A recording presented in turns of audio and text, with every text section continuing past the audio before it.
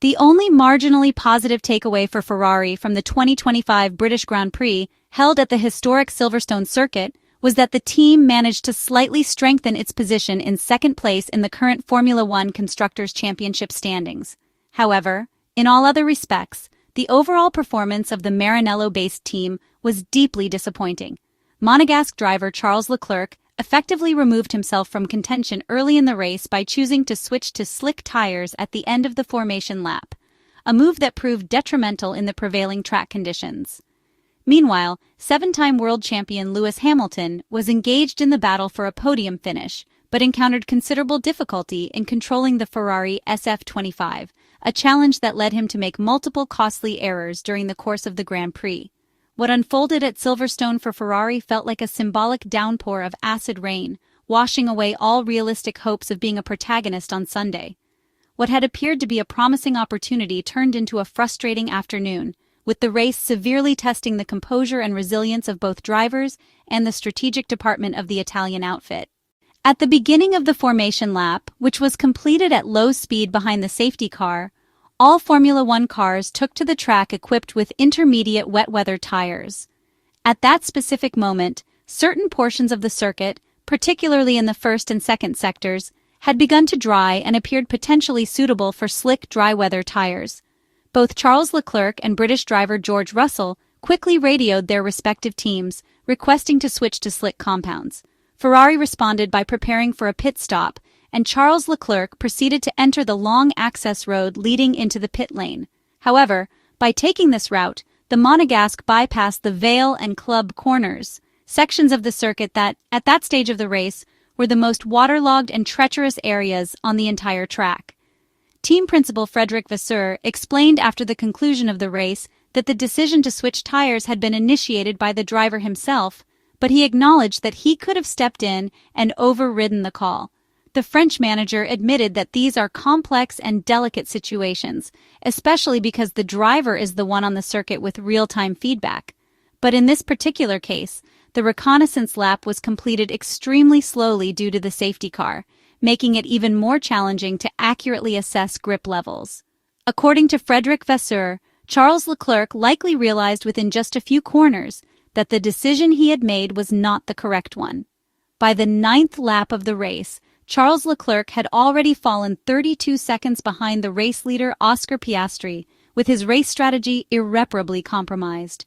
Charles Leclerc later conceded that he had taken a gamble and lost, although he also attempted to divert attention toward a broader structural problem: the general lack of performance from the Ferrari SF-25 throughout the entire Grand Prix weekend. The Monegasque driver stated that it had been his own choice and that he was not pleased with the decision he had made. He had expected the track surface to dry much more quickly than it actually did. However, the 27-year-old driver also emphasized that the main issue during the race was not the tire strategy, but rather the lack of race pace from the SF-25.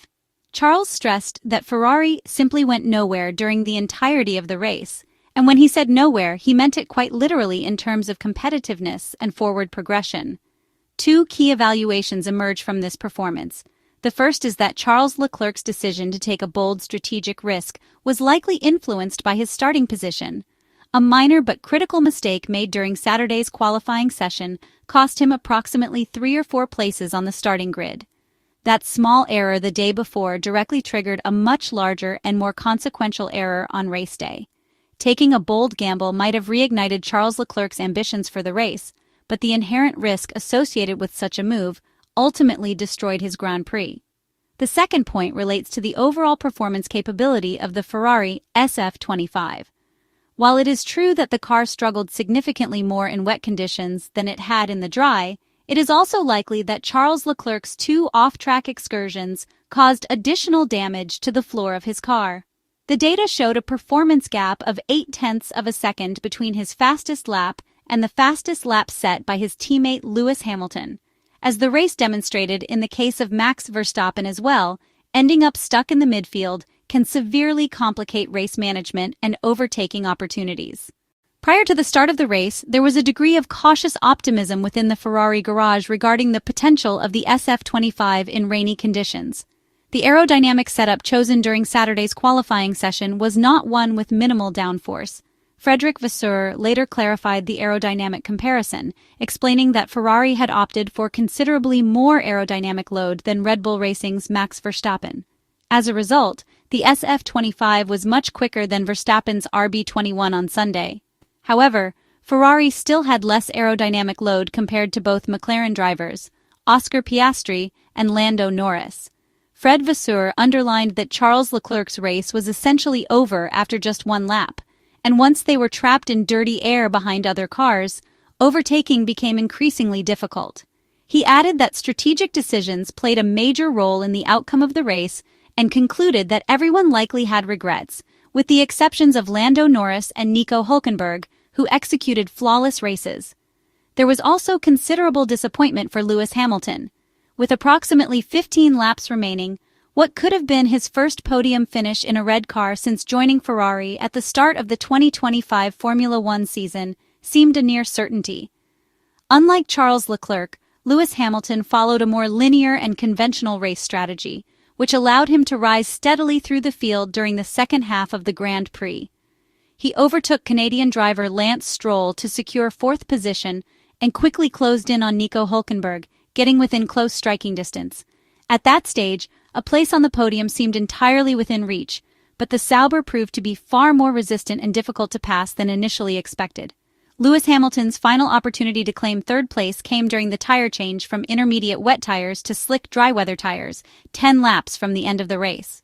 He made his pit stop 1 lap earlier than Nico Hülkenberg, but during the crucial outlap he made 2 driver errors that proved costly, causing him to drop 7 seconds behind the Sauber. After the race, Lewis Hamilton described the SF25 as the most difficult car he had ever driven around the Silverstone circuit under the challenging wet conditions experienced on Sunday.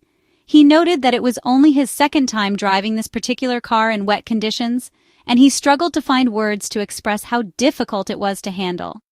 The Briton emphasized that the SF25 did not perform well under these circumstances and was not a car that responded positively to such weather. During the Grand Prix, Lewis Hamilton also lost GPS connectivity with the Ferrari pit wall, a technical problem that added an extra layer of complication for the Maranello-based engineers. However, this issue did not have a direct impact on the on-track performance of the car. Nonetheless, a lingering question remains. Lewis Hamilton recorded the third fastest lap of the race, which confirmed that, in the final stages, he had a pace advantage of over 1 second per lap compared to Nico Hülkenberg.